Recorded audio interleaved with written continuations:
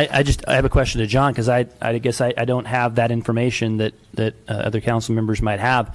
Have you made a statement that you're going to leave if you don't get this contract? No, I have not. However, let's also deal in some realities. It is perceived that certain folks on the dais do want me out. And so voting no on this, whether we like it or not, as one of your council members did say to me, and I think he's correct, perception is reality. I have fantastic staff who are recruited regularly. They work here because they love this team and they love this city. They want to stay here, but they can't turn away more money and more opportunity if they don't know whether there is a long-term future here. 2 years is not a lot of time. Disagree. In 2019, 4 seats of this council will be up for election. The last thing we need is to have my staying or going become wrapped up in a council election. You will see more misinformation such as what you saw in the last 2 days. The idea here was to take that off the table and provide an environment where staff that is so, everyone agrees staff is good, that staff would be able to say, you know what, we have a great team and there's a value in that. And we love what we're doing here in Riverside. There's a value in that.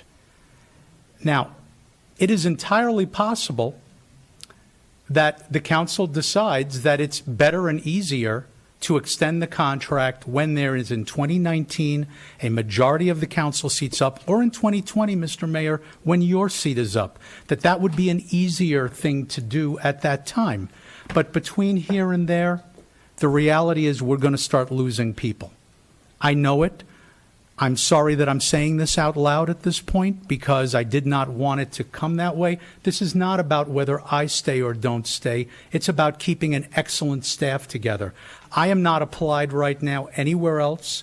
I don't have any desire to go anywhere else. I love what we've done here. I think we've done fantastic work, and it boggles my mind that being 21st in the state in compensation for the 7th largest council manager city, that asking for 1% more in the first 2 years of this contract is a deal breaker. I just can't believe that, and I can't believe that this body hasn't been influenced improperly by an email that told people things that were not true. Perception is reality. I understand that, but truth matters as well. Now, if what we've accomplished here, if what Al and Alex and Mariana and Leah and Stephanie and all of the rest of this executive team has accomplished in the last 3 years isn't acceptable or good enough to merit stability, that we all want to stay and can do it, that is absolutely the council's prerogative. And I have another 2 years on this contract. But let's not kid ourselves. If we don't extend my contract, this team will break up in the next year. I may still be here, but the team will break up around me. And I don't think what I asked for was unreasonable. It doesn't put me in the top 10 in the state. It doesn't even put me in the top 20 in the state. I crafted a proposal when I was asked, and what was supposed to happen, according to how we got here, I crafted a proposal that tried to keep the salary down. In fact, I'm reading things that are coming to you saying that I'm getting twice the raise that employees are getting. That's not true. I read that I'm getting a house. That's not true. So it is the council's prerogative. I don't want anyone to interpret this as a threat that if you don't do this, I'm leaving. That's not the point. The point was to create stability for all of us, to continue to work at lower than what these folks are worth on the market. You may not like that that's what the market values this team at, but that's how this team is valued. You take someone, I don't want to pick on her, you take someone like Mariana, she's been a city manager.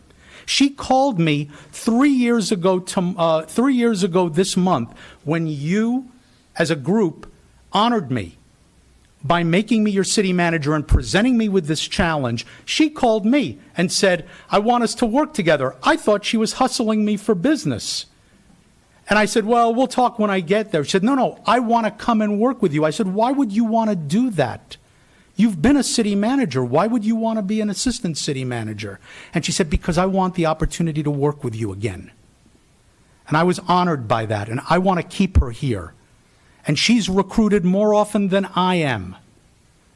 If we want to clean up what we believe are problems at RPU, how am I going to do that if I lose her? How do I do that? Who do I send? I can't send Adam.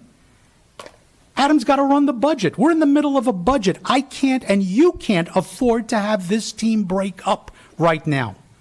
And I'm sorry that at 59 years old, sitting here as a child of immigrants with a scholarship Yale degree and a top 10 law school, that I have to beg you to do and preserve what we've all busted our tails to do to make this city move. But I assure you, I might be here in 2 years, and whether you extend my contract or not, I'm not going to have any trouble getting a job. But if we vote no tonight, I cannot make any assurances to you about keeping this team together. That's the reality. That's your choice.